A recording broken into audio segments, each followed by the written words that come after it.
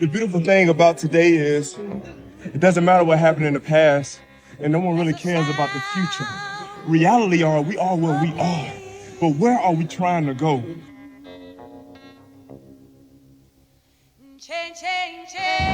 You know, that game is, you're 14-14 going into the fourth quarter, and then we didn't finish in any phase, and that's very frustrating. He's done. He's done. You're not supposed to lose like that. Not 35-14. They quit today down in the Big Easy, okay? They quit. If you're one of these guys, if you're Paul DePodesta, Andrew Berry, or Kevin Stefanski, and they sit you down and say, we have one simple question to start, how do we get this fixed? How do you even answer that? Like, I don't know. But we got to learn from it, and then we got to move on, because we got one Thursday night at our place, and that's where our focus is going to go. You are seeing coaches around the league get fired up like crazy, and Kevin, it sounded like a preseason loss. It's embarrassing. You want this coaching staff back next year?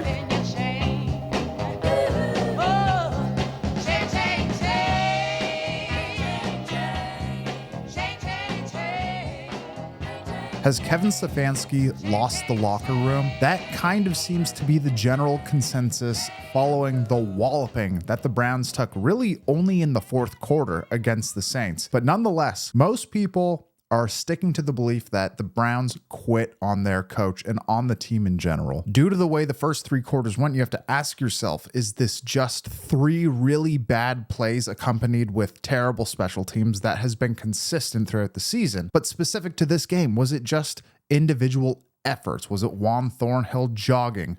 Was it the defensive line and the linebackers missing their run gaps? Was it just that on a handful of moments? I think either way you slice it, it's an oversimplification. I think to say that the team just decided to quit on Stefanski in the fourth quarter is a little liberal with that take. But to say that nothing is wrong and it was just a couple of bad moments is a massive oversimplification for the glaring issue that we've been highlighting since the season began. It comes down to the basics, the fundamentals, and overall the effort. That has been the biggest problem. It tells us that they can't afford to play sloppy, undisciplined football. And this, to me, is a standard that the coaching staff is not upholding. Not only is this team undisciplined, but they struggle to do the most basic aspects of football. And I think that is where you can point to the head coach and say, we need answers and we need to see something. Last week in my Paul DePodesta video, I had a lot of blowback. Some people saying you can't verifiably blame DePodesta for some of the things I was saying he was responsible for. However, I will still contest that if you are the chief strategy officer and you create the framework for how the organization moves, you're responsible for everything underneath it, the same way Jimmy Haslam is as the owner of this team. But in that video, I said that Kevin Stefanski should keep his job and should be the coach next year, barring an unforeseen series of events where his team quits on him and he loses the locker room. I think that they want continuity more than anything. And I do think that that is the best path forward. Where my tone changes on that is if they go out and they just lose games and get walloped week in and week out. Like if they play like they did against Washington, that is a sign that it's like Stefanski's lost the locker room. You can't bring him back next year, and you got to potentially look at a move to Vrabel. Plain and simple, you got to play hard. You got to play with passion.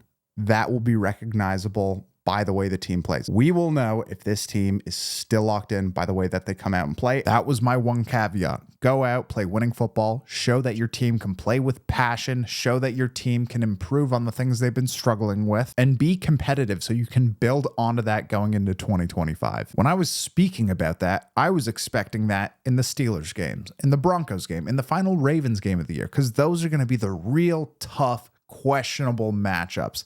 This Saint game was supposed to be a win. You had everything working in your favor. And to go into the fourth quarter, tied at 14, with Jameis Winston throwing for 395 yards and 2 touchdowns, Jerry Jeudy for 142 yards and a touchdown, David Njoku over 80 yards, multiple receivers cashing in over 50 yards, 2 turnovers. You win the turnover battle. How do you lose by 21 points? Things like the fundamentals, discipline, overall toughness. That felt like the separating factor in this game. Understanding that you cannot lose contain on cover teams. Understanding that you have to wrap up. You have to swarm to the ball. You have to be able to get off blocks. When you love your team, you don't play the way that guys like Juan Thornhill played. Yes, he made some tackles here and there. That's in the job description, though. That is what you're supposed to do. What you're not supposed to do is just go for a stroll when you go underneath a block and take a bad angle and are just jogging behind the guy running the ball to the end zone while there are players who are from behind you, like Devin Bush, booking it, trying to make a play. I spoke about this a couple weeks ago where there's a great Bill Walsh quote. I don't have it directly in front of me, but in general, the idea is that most of the people on a roster in any organization, in any business, ride in the middle, and they are up for grabs. They could be pulled down by the bottom tier people, or they can be pulled up. And it is clear that Kevin Stefanski has lost something. His aura is completely down since he was stripped of his play calling duty, since they made him fired Alex Van Pelt last year and got way too many cooks in the kitchen. And that is Cleveland's problem.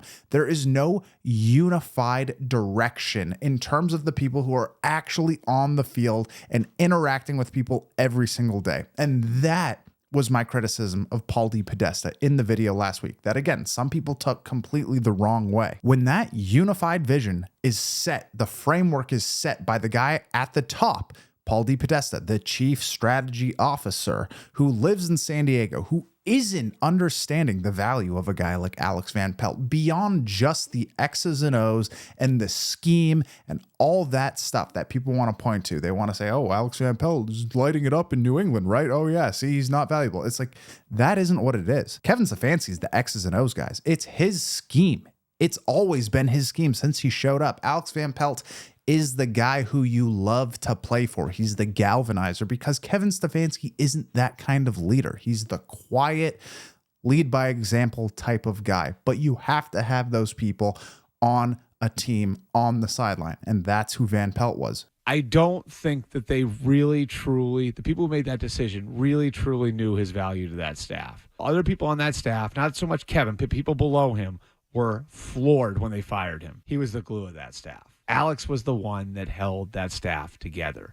When guys were coming out, when guys were going in, he is a guy who was a unifying force in that building. So when DePodesta walks in, says, we don't like the progress Deshaun Watson's been having, we're firing him and bringing in Dorsey, that completely emasculates him. Then when you continue to force him to play Deshaun Watson week in and week out when he isn't playing well, that continues to emasculate him. And then when Ken Dorsey gets the move to be the play caller, whether that was Kevin Stefanski's decision or not, that was a sign right there. He's kind of emotionally checked out from where this thing is going, because what does Stefanski do? He's not a CEO, head coach. He's not the emotional leader of this team. So if he isn't doing the one thing he was best at, which is play calling, and regardless of what you think, he was a very good play caller for a long time in Cleveland. Yes, he had his down moments. He had a lot of great ones too. It leaves you wondering, how can we move forward? And how can he emotionally and just as a man lead this group of guys when he has people undercutting him every step of the way? It really makes me very sympathetic for him. But then again, it kind of shows you that he might not be what this team needs right now. Right now, I just have a hard time imagining him getting the power back that has been taken away from him. And I don't know how you could be successful following everything that has happened within the organization, the roster, everything, if I'm Kevin Stefanski. Now, if he comes out on Thursday night and they just whoop some ass against the Steelers, that puts a lot of this to bed, because this is a big game. I saw a stat. You all probably saw it. 6 of the last 6 Browns head coaches were fired after losses to Pittsburgh. It happens. It's serious. It's a must win. It's a must compete. Like, it's got to go down to the wire. You cannot be blown out by 21-0 in the fourth quarter like you did in New Orleans. This game matters. This team is coming to take your lunch. It is a test to the max for Kevin Stefanski. And I think that ultimately that is what his future is going to ride on. Not necessarily that he's going to get fired. I've heard a lot of people say, well, you're going into the mini bye. If you're going to make a change that makes the most sense, you could put Vrabel in as the head coach and you could just start to move forward and start to heal and lick your wounds and see what you've got in that situation. I don't necessarily think that that is going to happen unless this is a complete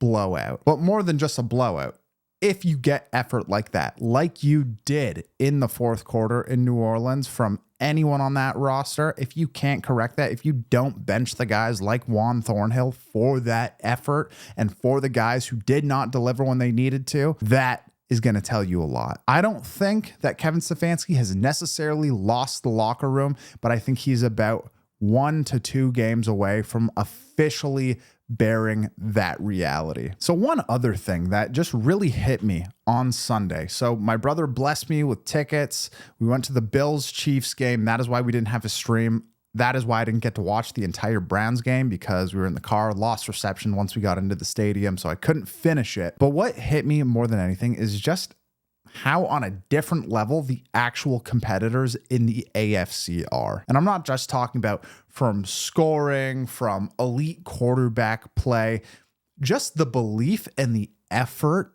and the execution of those teams is so astronomically different. I look at the way the Browns are built right now, it is so clear that they are beyond their window of contention. I think most people can see that. Their 5-year plan completely did not work. And we're going to look back at this as really the end of an era right now. The Browns just don't have an identity. And that's what you feel in Buffalo. It's like, this is Josh Allen's team. This is a tough defensive line. This is a group of guys, regardless of losing Jordan Poyer and Tre'Davious White, all these different key pieces. Without Matt Milano, they go out there and they're going to kick ass because they love each other. That's what you hear in Detroit when the post-game speeches in the locker room. I was just listening to Albert Breer talk about this. You regularly hear these guys say, every time they're up getting a game ball, they say, I love this team. And yes, that is very easy to say when you're on these huge winning streaks and you just keep going out there and kicking ass.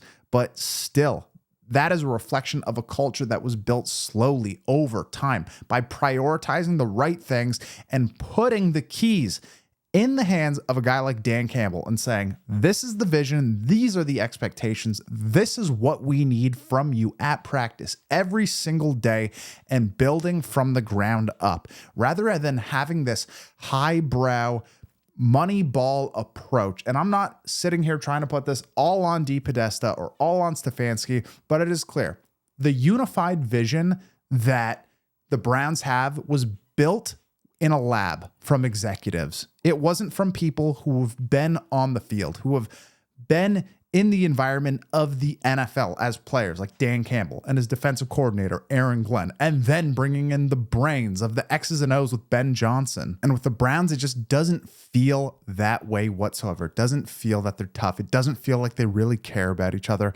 And I think that that is the downside of having a head coach that is too stoic, who doesn't want to step on toes, who treats these guys too much like professionals, who runs soft training camps, who let guys just not practice for ticky-tack injuries constantly. It does not feel like Stefanski has the pulse of this team right now. And I think that that is a multi-factored thing. It starts from the top. It works all the way down. It doesn't feel like this team has any direction whatsoever. And I think that you have to go back to an approach that prioritizes coaching, that prioritizes toughness, and that has a clear vision of where this team is trying to go, not by outsmarting the rest of the field, not by doing anything other than getting great football players on your team who are ready to compete and who love their coach and are never going to put a performance out there like the Browns did in that fourth quarter. You know, I look at the Chargers and I see that they essentially have the exact same roster that they did from last year. Basically the same. Probably worse, though, overall, considering the losses on the offensive side of the ball.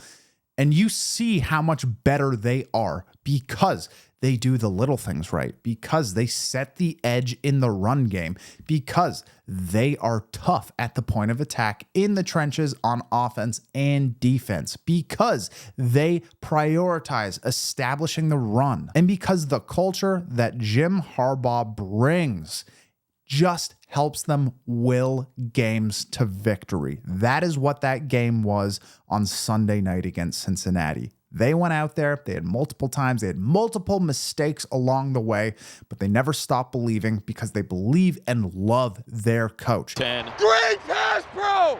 Great pass, bro, baby! That was great pass, bro! Woo!